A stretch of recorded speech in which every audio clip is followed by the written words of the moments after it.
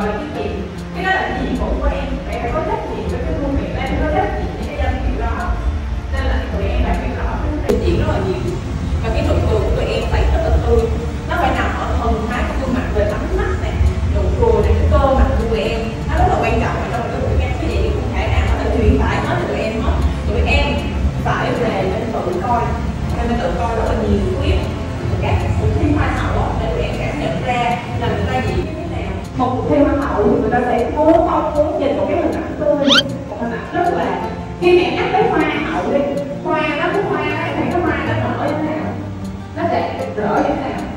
Chị biết là tụi em trình diễn hoa hậu quá nhiều nên đôi lúc á, chứ theo đó này cái khuôn mặt của tụi em nó như vậy. Không nên buồn và không có gì phải buồn, thì chúng ta vẫn không buồn, buồn thì cũng buồn một chút xíu thôi, chứ không phải đến nỗi mà phải buồn hoài, đúng không? Mưa nào mà hỏng lạnh. Kỹ năng rồi, chị duy nhất là có tâm là tự tin nhất, và chị tự tin nhất thì phải tự tin thứ hai. Nhưng mà tâm này em đứng lên như chị một rất là hay là đây.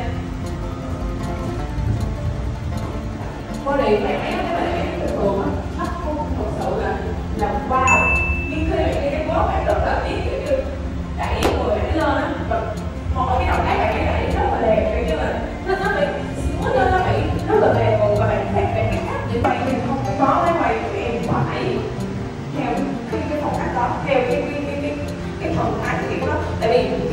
mình á, người ta không có chấm mình trên sân khấu không, người ta không có chấm em phim thi không, người ta cũng chấm em tác phong sao thi nữa. Cái tác phong, cái thái độ của mình sau khi coi em có phù hợp không, chứ không phải chỉ đơn giản là những cái phần thi trên sân khấu hoặc là những cái phần thử thách. Em phải có những cái gọi là năng lực tai năng hoặc là một cô chỉ nói tại sao những phần nó không đơn giản, để đơn giản thôi, nó sai không đúng, nhưng mà em để như vậy nó ngay cái chỗ nhạy cảm đúng không? Khi gì để em mà nếu mà một người nhạy cảm sẽ nghĩ cái vấn đề khác đúng không? Thì nó không có đẹp, ta sẽ đứng dậy. Thường cái phần tay của mình nó một là nghe đúng, hai là hiểu đúng một xíu, không phải cái gì nó đứng dậy nó hơi kiểu bị cứng nhắc quá, đứng dậy kiểu không tôn trọng, thường tôi đơn giản. Và khi trả lời mình nói người ta sẽ biết cách để đưa ra. Trong nó vẫn phải có sự cốt lõi cái văn hóa của người Việt, của trong đây thì không, luôn luôn là vậy. Đó, một khi mình tôi kêu ở các em ơi lên tập trung 3 đội ở đây và 3 huấn luyện viên, có người huấn luyện viên đứng sau cả huấn luyện viên, nhưng một khi mình đã vô là mình là thí sinh, người ta kêu mình tập trung đi nhẹ nói nhẹ cười duyên là 3 câu thì phải nhớ. Đi nhẹ nói nhẹ cười duyên, có phải học thể thao thì phải đi nhẹ nói nhẹ cười duyên, chứ phải học để sao không có gì không có gì sổ mình đừng là học không được, vì không có quá nhiều thời gian để có thể chia sẻ với các em một ngày. Thứ hai, khi không có quá nhiều thời gian để có thể em có thể chứng minh cho khán giả là tự tập phát triển như thế nào, hiểu không? Trên thực mạng thì người ta thấy tập một tuần chiếu, tập 2 tuần sau mới chiếu, nhưng mà trên thực tế nó mấy ngày? 2 ngày. Để có thể đi tập được không? Không. Tụi em có thể được không? Không. Để có thể được không? Không. Để có thể được không? Không. Đúng không? Đó là thực tế của em không có. Nhưng trên mạng thì người ta coi khác, người ta coi tập 1 tới như này, tập 2 như này, hiểu không? Nên mình phải hiểu rõ cái sự cố gắng của bản thân mình là tốt nhất.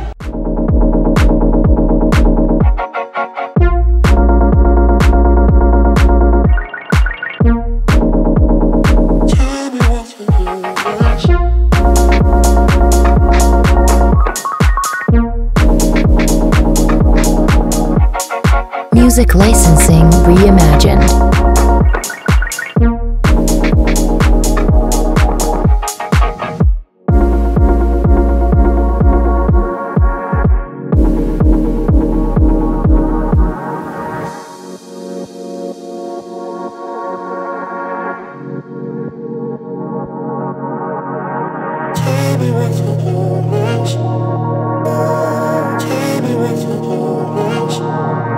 Artlist.io.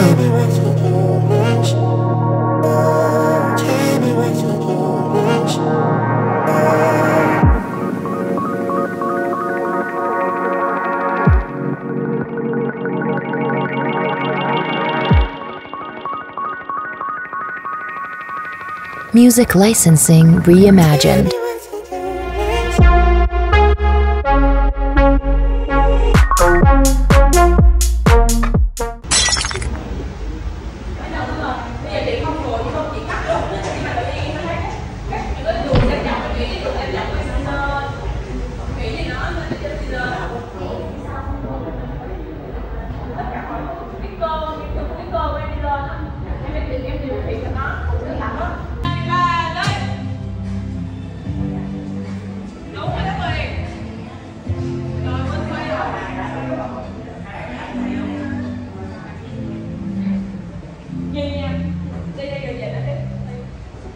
Cười lên, cười thật lên.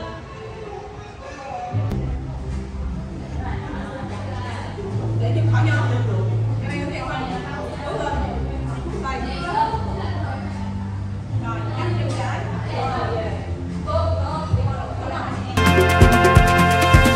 Un pasito más, vamos a bailar. Un pasito más, bueno para gozar. Un pasito más, vamos a bailar. Un pasito más, bueno para gozar. Music licensing reimagined. Un pasito más, bueno para gozar. Un pasito más, vamos a bailar. Un pasito más, bueno para gozar.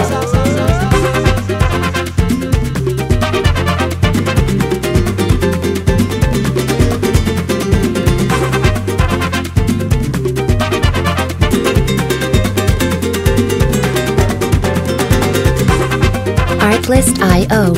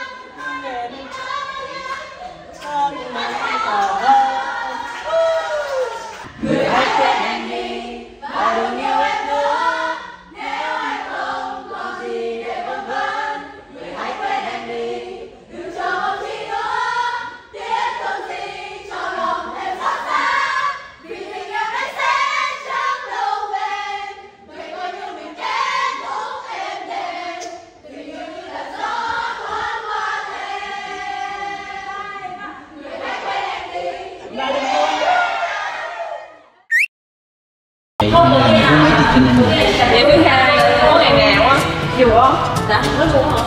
Nó không, đầu tiên em đặt cái đôi mà để đi tiệc một cái tiệc ý, nhưng mà nó bị hết size rồi. Còn thế em đổi qua cái chiếc này không chắc mấy đâu chị ạ, vì nó không chuyên. Nó đóng không chuyên. Em mua chuyên của cái gì?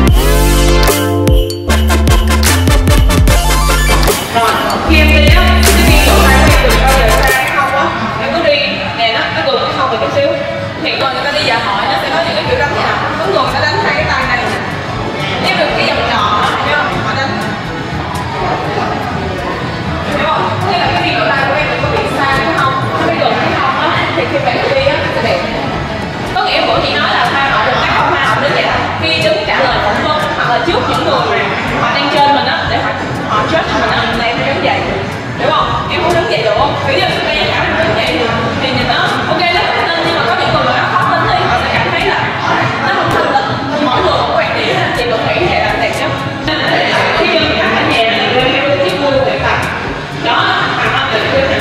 1, 2, 3, 4, 5. Cái gì tập ra? 1, 2, 3, 4, 5. Đó, là cái đó cái chân của mình. Ví dụ mà thường em đi cái mốt em hay bị vậy, mọi người sẽ bị kiểu là em bị đẩy, còn miếng mặn cũng không ơi là để nhìn nó nhưng mà thật sự nó đúng á.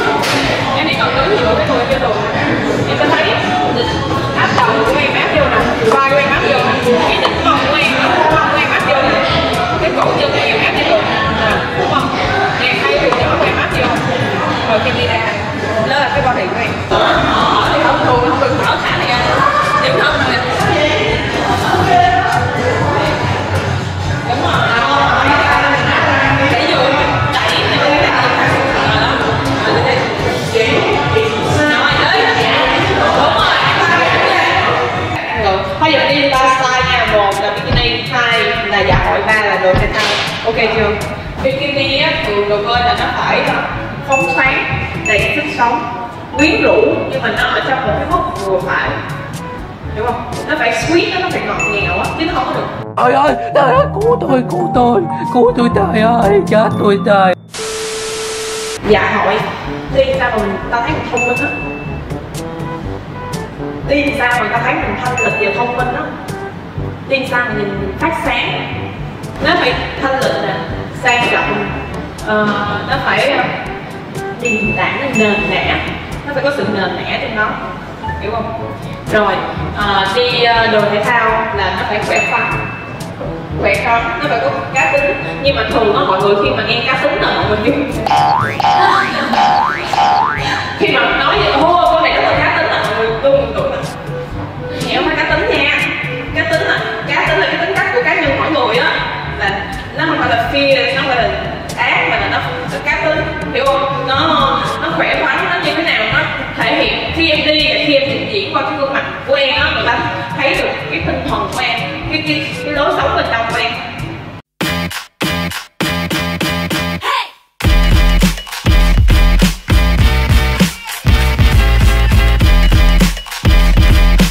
Artlist.io.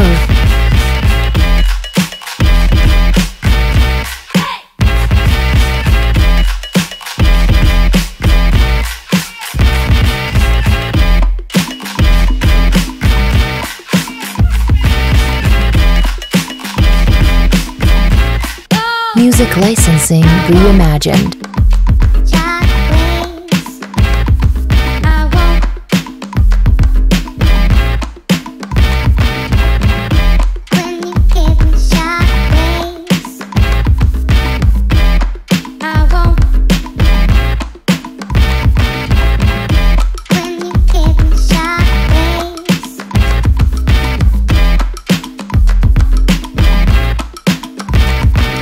Artlist.io.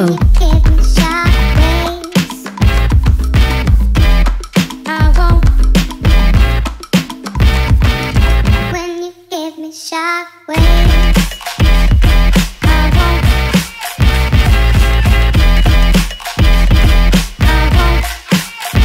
Music licensing reimagined.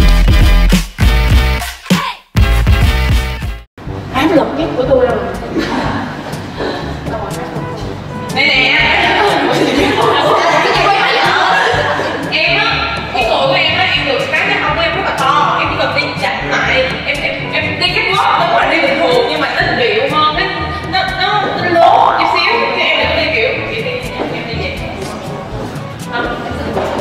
Không phải, tại vì thật sự để mà biết tụi em được một người không biết đi, một người biết đi trong 1-2 ngày thì làm không được, phải làm được hết.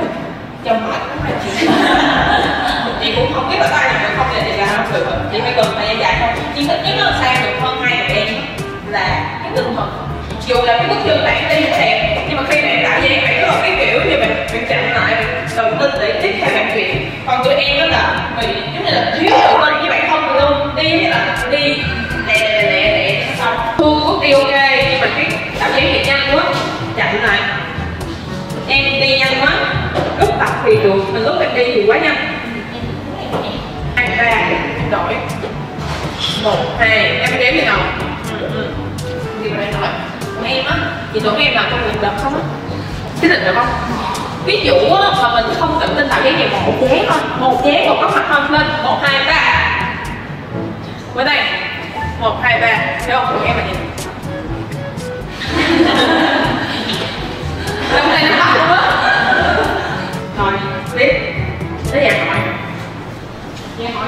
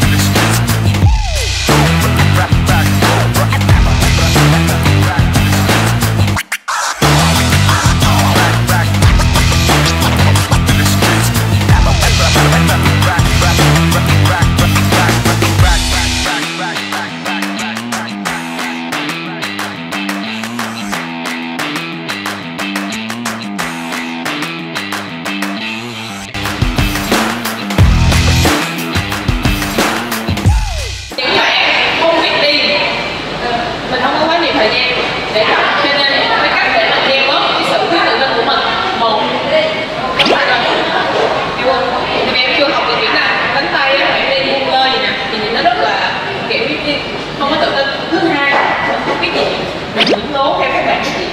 Những bạn họ biết diễn rồi đó, họ diễn nó sẽ ra. Còn những bạn mà mình chưa có chắc lắm mà mình cố diễn á, mình sẽ bị bới theo em á, là sẽ bị diễn không tới nè, em chưa có chắc chân nè, em xoay nhiều nè, em sẽ rất là dễ té, tại vì em chưa có nắm được cái kỹ thuật xoay, em chưa có biết là sẽ phải diễn như thế nào, thì mình cứ tự nhiên nhất và thoải mái nhất, mình không có cần thấy là ok bạn đó diễn, tại vì bạn đó là nắm chắc kỹ thuật tay chân bạn đó rồi, hiểu không? Cho nên bạn sẽ diễn như vậy.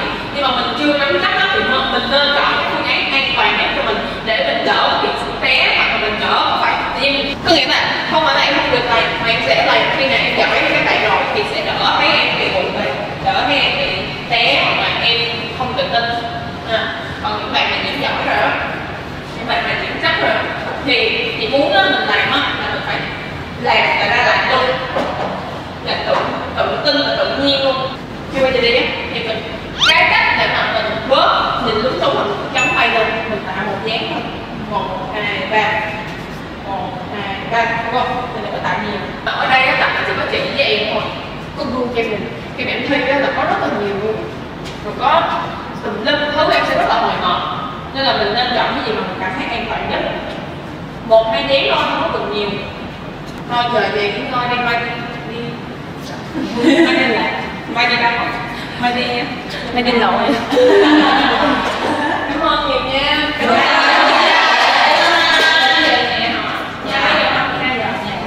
Về ráng được ngủ nghỉ dưỡng da. Áp lực hả? Không áp lực. Không biết thì cuộc chơi mà thì cũng phải có thích tàn thôi. Chị nói tàn cái đầu lúc đó thì là khi mình không có được chơi. Đó thì đi về vậy muốn diễn lý. Hả? Lên diễn muốn vậy. Diễn đó nha.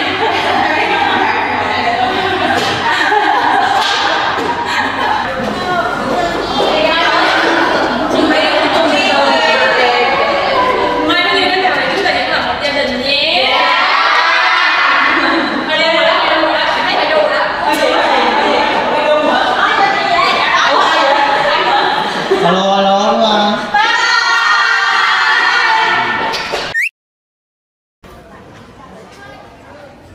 Chị ơi, đi đâu đây? Đi tập catwalk buổi thứ 3 tranh thủ chứ giờ tốn thời gian là vàng bạc, em hiểu không? Bây giờ mình có 60 phút mình ngồi làm cái gì? Mình thua đúng không ạ? Bây giờ mình tập cái Đâu, mình đâu có thua, mình chỉ cái may mắn không? Công nhận cái này cũng cộng mất không?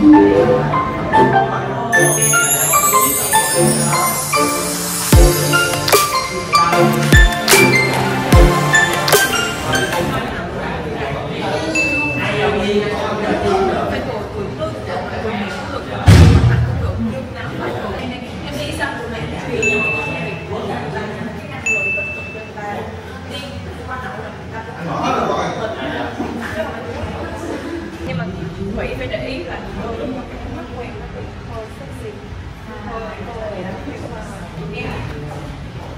cười cũng được, không cười cũng được, nhưng làm cái gì nó phải ra, hiểu không? Không cười, em không cười trong một cái đoạn đường đi á, 1, 2, 3, 3 đứa trong một đoạn đường đi mình không nhất thiết lúc nào cũng vậy, hiểu không? Có nghĩa là khi chị nói là hai họ phải cười, có nghĩa là nguyên đoạn đường không phải là một lần hết, nhưng cũng không có nghĩa là nguyên một đoạn đường em vui hết, nhưng nó sẽ bị đơ. Ví dụ như những lúc mà em chuyển xong em muốn đóng hàm em cũng phải từ từ.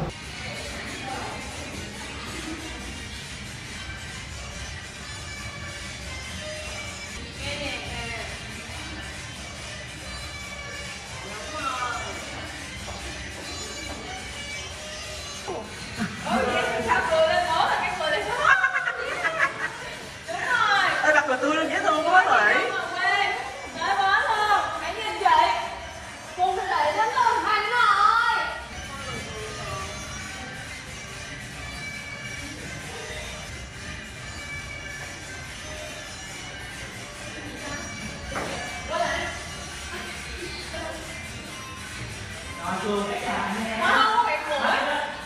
Tìm tên. Tìm tên không quẹt mũi. Tìm đó.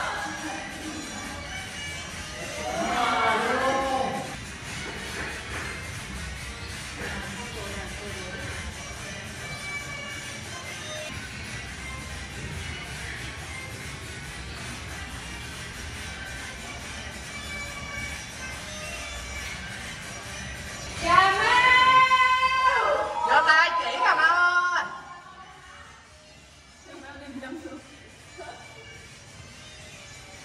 Hay quá trời. Đúng rồi. Rồi. Nhiều que á.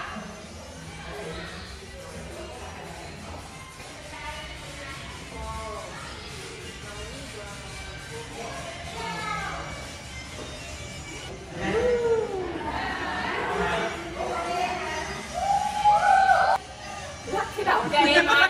Ai kêu lắc cái đầu cho em vậy?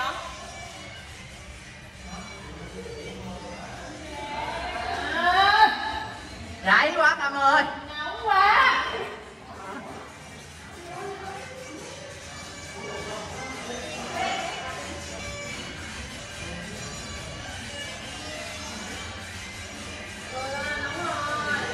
Thể thao lên, sporty lên.